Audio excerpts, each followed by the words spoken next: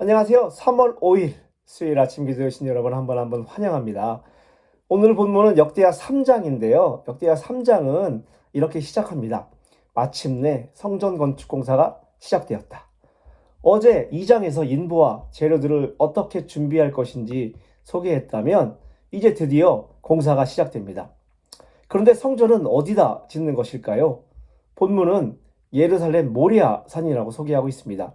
이 모리아 산은 이스라엘 백성들의 신앙의 고백이 있는 산입니다. 모리아 산은 아브라함이 하나님의 명하심에 순종하여 아들 이삭을 제물로 바쳤던 곳이고, 또한 오늘 본문에 소개한 것처럼 다윗이 백성을 계수함으로 인하여 하나님의 진노가 임하였을 때 오르난으로부터 타작마당을 사서 그곳에 제단을 쌓고 번제를 드림으로 하나님의 진노하심을 그치게 한 곳이기도 하고, 아버지 다윗이 성전 부지로 선정한 곳이기도 합니다. 그래서 솔로몬은 바로 이곳에 성전을 세우기로 했던 것입니다. 솔로몬은 왕위에 오른 지 4년 2월 2일에 성전 건축을 시작합니다. 그는 왕으로서 반드시 해야 할 일들 가운데 우선해야 할 일이 바로 성전 건축이라는 것을 알고 있었습니다. 그러므로 그는 왕이 된 후에 최대의 관심은 성전 건축에 있었고, 아버지 다윗이 성전 건축을 위하여 그토록 많은 것을 준비했음에도 불구하고 그 역시 4년이라는 기간을 성전 건축을 위한 준비의 기간으로 가진 뒤에 드디어 시작을 하게 된 것이죠. 거기다 성전의 규모나 그 안에 들어가는 것들은 정말 어마어마한 것들이었습니다. 성전 지대는 길이가 27m, 폭이 9m, 현관 폭과 높이가 9m, 내부는 순금으로 되어 있고요. 본당은 백향목, 그 위에 순금, 아름다운 보석을 벽에 박고요. 금장식으로 장식했습니다. 들보와 문지방을 금으로 입혔고요. 순금 20톤이 들어간 9m 지성소를 만들었고요. 지성소에 사용된 못을 못이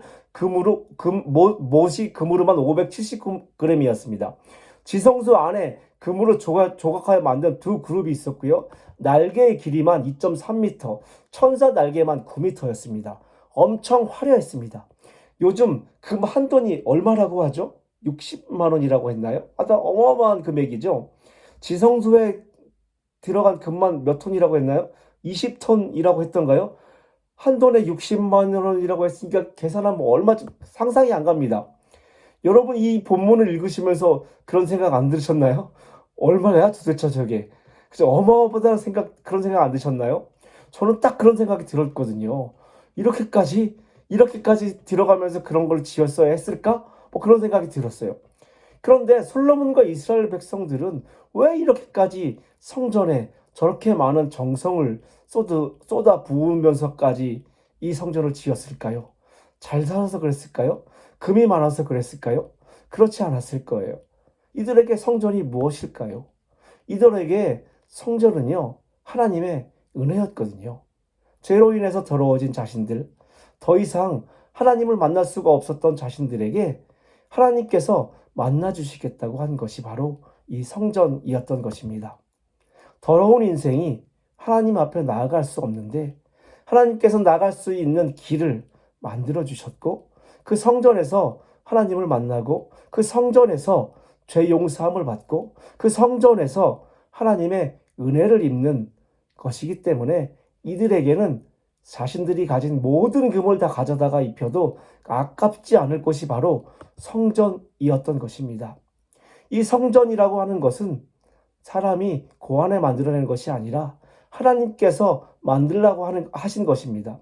우리가 잘 아는 것처럼 이스라엘 민족이 애굽에서부터 해방되어서 가나안 땅으로 가는 그 과정 가운데 하나님께서 명령을 주셨습니다. 모세를 향해서 명령하시기를 너는 성막을 만들어라 하셨죠.